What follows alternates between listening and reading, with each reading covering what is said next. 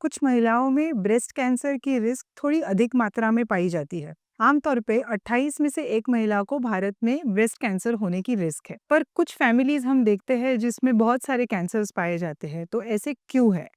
आज जानते हैं इसके बारे में। नमस्ते, मेरा नाम है डॉक्टर अरुंधति मराठे लोटे। मैं एक ब्रेस्ट कैंसर सर्जन हूँ और आज हम जेनेटिक टेस्टिंग के बारे में डिस्कस करेंगे। ब्रेस्ट कैंसर से जो एसोसिएटेड रिस्क फैक्टर्स है, उसमें एक महत्वपूर्ण कारण है जेनेटिक म्यूटेशन। तो 10 to 15% केसेस फैमिली हिस्ट्री में पाए जाते हैं, यानी किसी को अगर जेनेटिक म्यूटेशन हो फैमिली में breast cancer, prostate cancer, colon cancer, pancreas cancer और बाकी कैंसर्स की अगर हिस्ट्री हो तो ब्रेस्ट कैंसर की रिस्क ज्यादा होती है। अब ये ऐसे क्या म्यूटेशंस है जिसमें ब्रेस्ट कैंसर होता है? तो जो मेन जीन्स हैं वो है BRCA1, BRCA2। अगर वो जेनेटिक म्यूटेशंस आते हैं तो आपकी ब्रेस्ट कैंसर होने की रिस्क 50 to 80% होती है।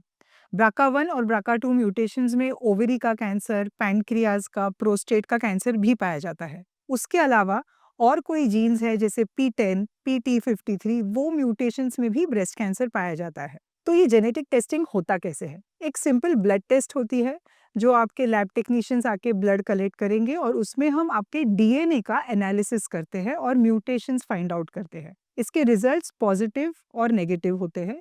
कभी-कभी VUS यानी वेरिएंट ऑफ अननोन सिग्निफिकेंस ऐसे भी रिजल्ट आता है। तो इससे हम क्या समझ सकते हैं? अगर आपका रिजल्ट पॉजिटिव आता है, इसका मतलब आपकी कैंसर होने की रिस्क ज़्यादा है।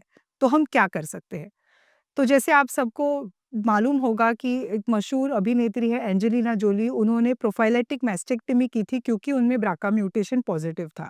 उन्होंने सर्जरी की कैंसर बनने से पहले। तो ये एक ऑप्शन है। सेकंड ऑप्शन होता है सर्विलेंस यानी स्क्रीनिंग, जो हम नॉर्मली साल में एक बार मैमोग्राफी करते हैं। अगर किसी को ब्राका म्यूटेशन हो तो हम मैमोग्राफी के साथ 6 महीने में MRI भी करते हैं और फ्रीक्वेंटली डॉक्टर विजिट्स बढ़ाते हैं। उसके अलावा कुछ ऐसे मेडिसिन भी आते हैं जिससे हम आपकी कैंसर की रिस्क कम कर सकें। अगर आपका रिपोर्ट नेगेटिव आता है तो क्या इसका मतलब ये है कि आपको कभी ब्रेस्ट कैंसर नहीं होगा? तो ऐसे नहीं है। अगर आपका रिपोर्ट नेगेटिव आता है तो भी आपकी कैंसर होने की रिस्क जो सामान्य महिलाओं में है वही रहेगी और इसीलिए बाकी रिस्क फैक्टर्स पे ध्यान देना ज़रूरी है। अभी अगर आपका रिपोर्ट VUS आता है, इसका मतलब वेरिएंट ऑफ अननोन सिग्निफिकेंस, तो वो जेनेटिक म्यूटेशन से कैंसर होगा कि नहीं, क्या ट्रीटमेंट दे सकते हैं, वो सब चीज़ों का डिस्कशन ओपन होता है। तो ये जेनेटिक टेस्टिंग कब करें?